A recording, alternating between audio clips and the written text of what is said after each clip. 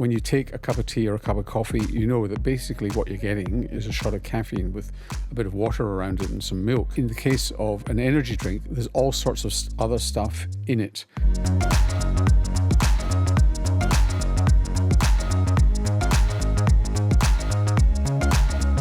A few people have emailed in this week, kind of off the back of a previous episode that we did about caffeine. Basically, Ailey, Indy and Elliot are all asking about energy drinks like Red Bull, V, Monster, like those sorts of ones, especially the ones that are sugar-free, pretty much asking, is it just because it's got caffeine in it that it gives us an energy boost?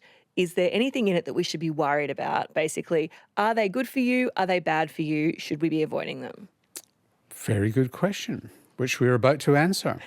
Oh, but foreshadowing. But it's a very ancient thing, isn't it? Wanting extra energy from our day. Is it? This is something I wanted to know about. When I've been looking at it, it's definitely been more like the last century or so. I think ever since the kind of probably more, give or take, the Industrial Revolution, people were required to be productive within quite set times, whereas perhaps previously they maybe had a little bit more agency over how they spent their time. Probably not actually, now that I say that out loud.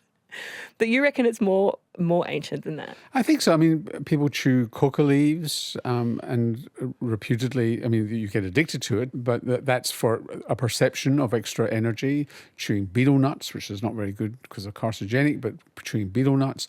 So I think that you could say that for a lot of human history, people have wanted to get more energy out of their day. And now it's got a more...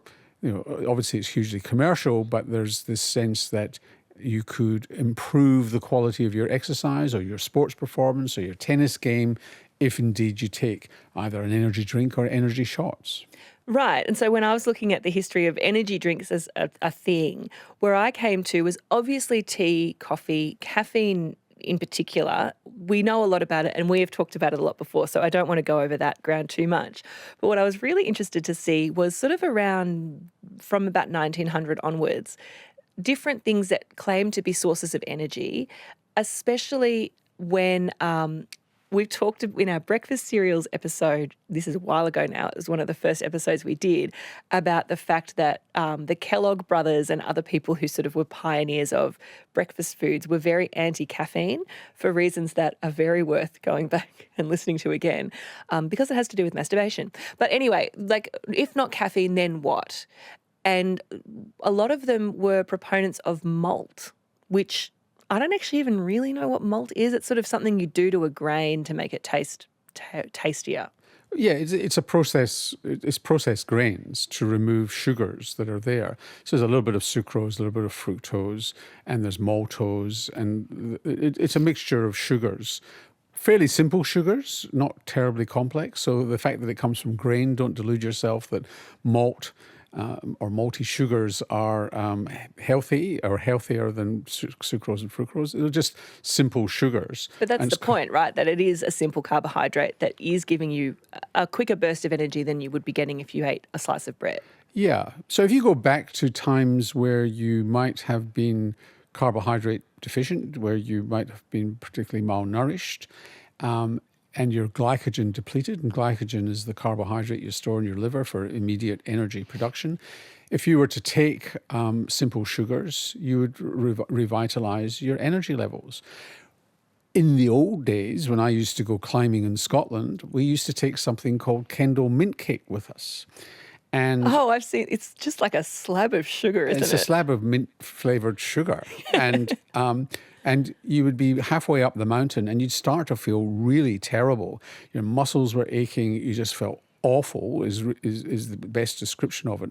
And I'm sure, I mean, you can't compare what I was doing to distance running or elite athletics, but you took a bite of Kendal mint cake, vroom, vroom, you were off. Well, that's like those carbohydrate gels that endurance athletes do use, like especially cyclists, they sort of have those. And those are like simple carbs and caffeine, which kind of brings us closer to the energy drinks that we're being asked about today. Yes. So the energy drinks that you have today, the dominant component is caffeine.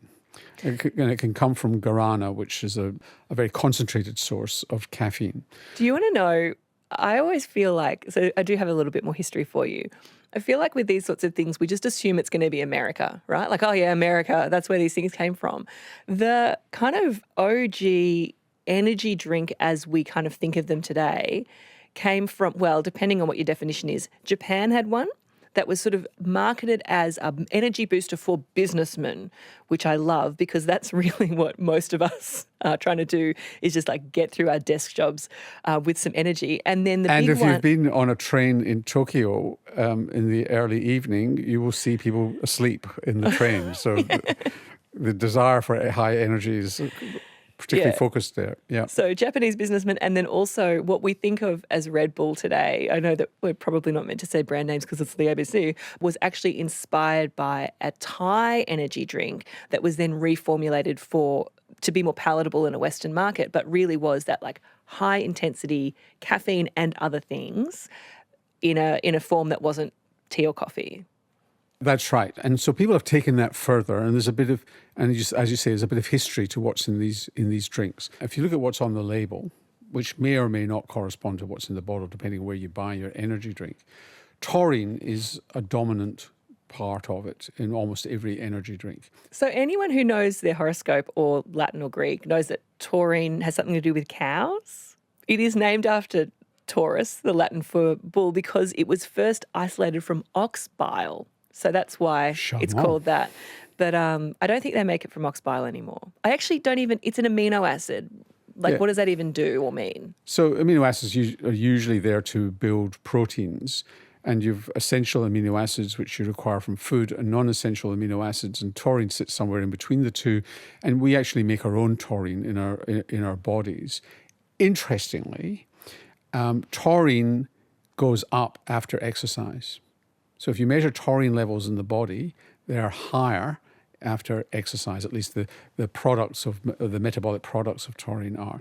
Did we not talk about taurine in our exercise pre-workout supplements episode as well? I feel like this is a real convergence of a couple of different previous What's That Rashes. We may have. We may have, but I can't remember. Now, so let's just take taurine as an example. There's really very little evidence that taurine increases energy levels, increases the energy boost. We're talking about, let's just talk about the more scientific end of energy drinks and energy shots, which is in sports and competition. So if you are an elite sports person or you're trying to get the most out of your training, this is rather than it's 2:00 in the afternoon and you're feeling a dip, should you have a can of energy drink? This is more where they've studied it and they're looking for their so-called ergogenic effects. So are they actually producing physical energy in your body to help you get through the day? There's very little evidence that taurine does that, but it is an interesting compound. And in the lab, it's been shown to reverse the biochemical processes that lead to aging. So cellular senescence. So these are cells that should have died and been eliminated, and they sit around like that's right, and they exude toxic chemicals. So taurine helps to reduce cellular senescence. So you get rid of these cells faster. It seems to reduce oxidative stress and inflammation.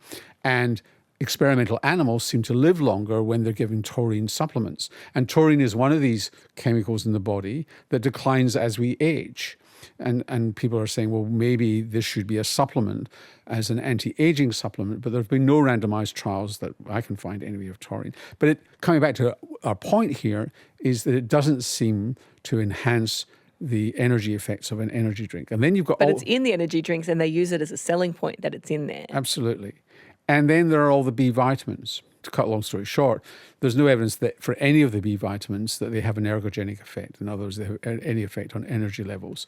And if you think that they do, it's probably a placebo effect. And there is some danger there. If you're having vitamin B6 and you're having too much of that, you can get a peripheral neuropathy. And we've spoken, in other words, nerve damage, and we've spoken about that on our companion podcast, The Health Report. So you've got a can of energy drink. On the label, it's promising that it's got taurine in it. We're saying there's no really good evidence that that does very much at all.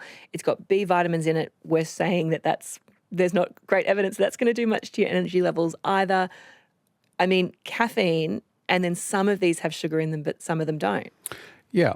So an interesting study that they did was to try and separate out the effects of what's in energy drinks. They gave caffeinated energy drink and then a decaffeinated energy drink. What's the point of a decaffeinated energy drink? Well, to I see guess whether or it's not trying you to- got yeah, an yeah, energy okay. boost Yes. from the one that was decaffeinated, and they didn't. So it looks as though the dominant effect of an energy drink is in fact from the caffeine. We know that caffeine is a performance-enhancing drug, though. Like, there has been actually fairly good evidence to show that caffeine does enhance performance, which we did talk about in the tea and coffee episode. Yeah, that's absolutely right. So energy drinks, we'll have a link to this in our show notes, but there's been, there are guidelines and recommendations on energy drinks in the sports and training context. So they say, essentially, energy drinks do work, but the only elements that do work are caffeine and maybe carbohydrate. And in some sports, what you want is actually caffeine, protein, and carbohydrate to get the best effects. And where Oh, they, good, another sports supplement with protein in it. that's right. So where they land with it is that caffeine is what seems to be working, maybe with carbohydrate attached, but the other stuff are pretty much carriers. Take them if you like. There's probably not much harm apart from vitamin B6. So I remember when I was a teenager and these drinks were being marketed really heavily to us, because they do get really marketed heavily to teenagers and to young adults. And there being these like terrible stories about someone who like drank too many energy drinks and ended up in hospital or even died. And I wondered what we actually knew about whether these caffeinated beverages were any worse than any other type of caffeine that you could get. They've looked at chronic use rather than a single dose of energy drink when you're training or going to the gym. And what I mean by chronic use is a fair amount of energy drink on a regular basis. And it looks as though that increases your risk of high blood pressure. So your blood pressure does seem to go up with the chronic use of energy drinks, whether that's because of the salt in them or the effects of the caffeine or maybe some of the effects of the other additives in them, so blood pressure.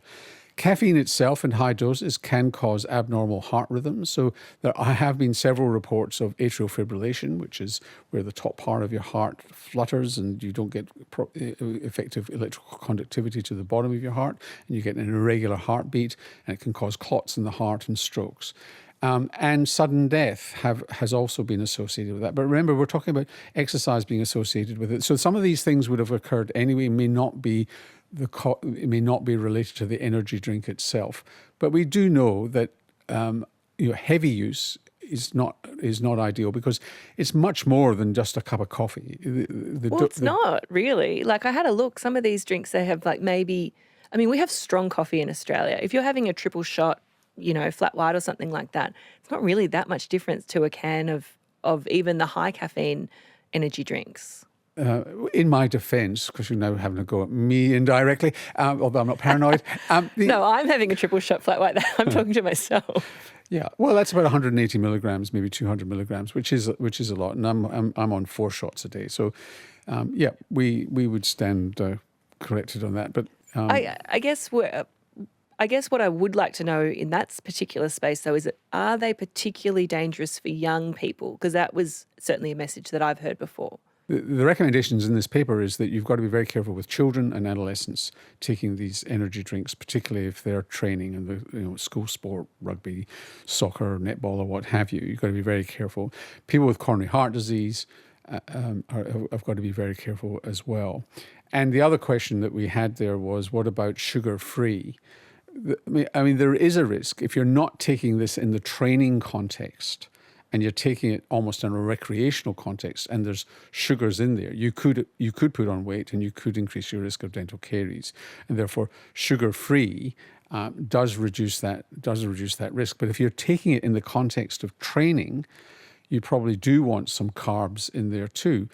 But again, it could be, and on our sister podcast, The Health Report, a few years ago, I had research from the University of New South Wales, which showed that if you take black tea or green tea or black coffee, espresso, around the time of an intense training session, you do increase your burn of free fatty acids, which then increase the energy coursing through your bloodstream. So caffeine by itself can do the work that you want, and it probably doesn't matter which form the caffeine comes in, and it's probably cheaper to have a cup of tea.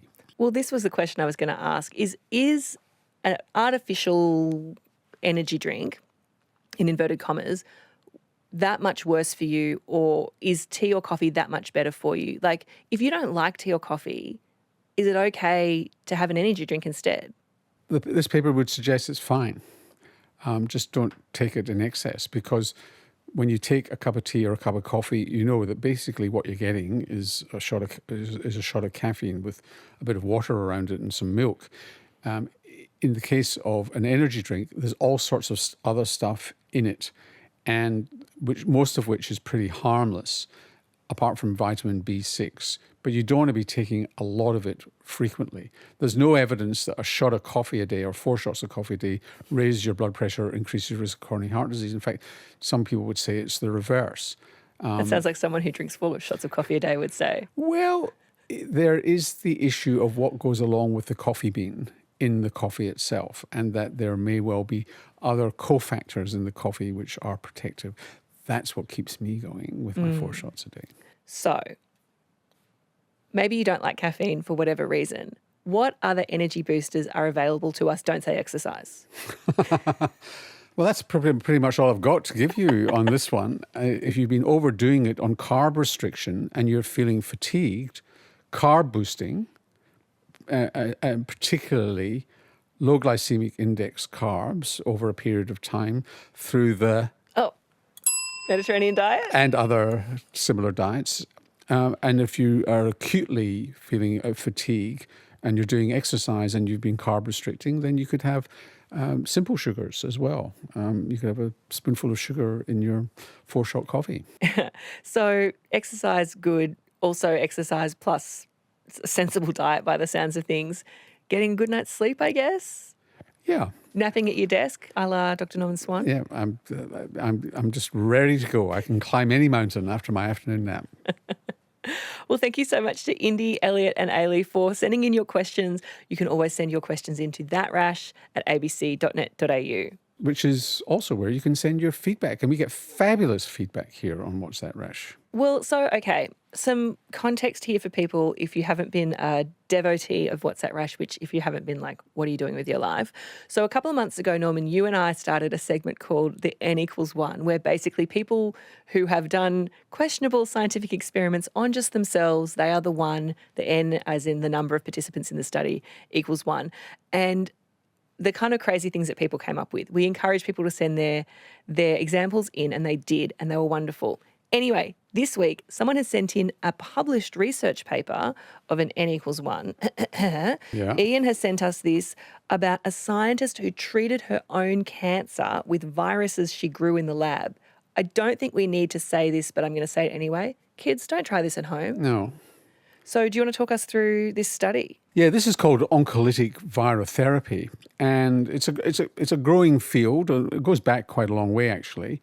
But this person was a researcher at the University of Zagreb, as it's been reported, and had a recurrence of her breast cancer in the mastectomy scar from her previous surgery, and she, rather than going through traditional chemotherapy, she looked at the literature and she found this literature on viruses that attack cancers. Well, they don't just attack the cancer, they also stimulate the immune system to attack the cancer. So it's a form of immunotherapy as well as the virus attacking the tumour itself. And so she tried this on herself and has been reportedly cancer-free for some time, which is quite interesting. Now, this form of therapy has been used in melanoma, which is, as we know in Australia, because this is where we've led the world in this research, is that melanoma is one of these tumours for some reason that is very susceptible to the immune system, and these immunotherapy drugs are very effective in a high proportion of people with melanoma. And they've tried this virotherapy on melanoma with some success because it does similar things to the immunotherapy. It effectively unleashes the immune system on the tumour. So this is where N=1 becomes quite interesting, because N=1 studies historically have been doctors or researchers experimenting on themselves, not wanting to subject patients to it, but they're happy to do it on themselves. And it's led to some breakthroughs or some advances in knowledge.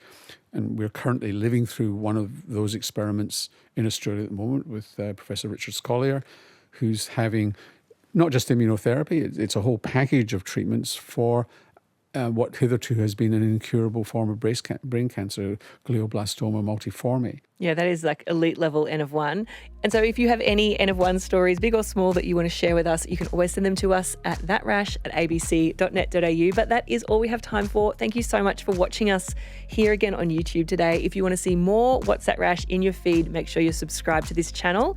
Or if you want to listen to us, go to ABC Listen. It's the old-fashioned way, but you won't see our beauty. Well, that's true, but you'll hear our wonderful voices.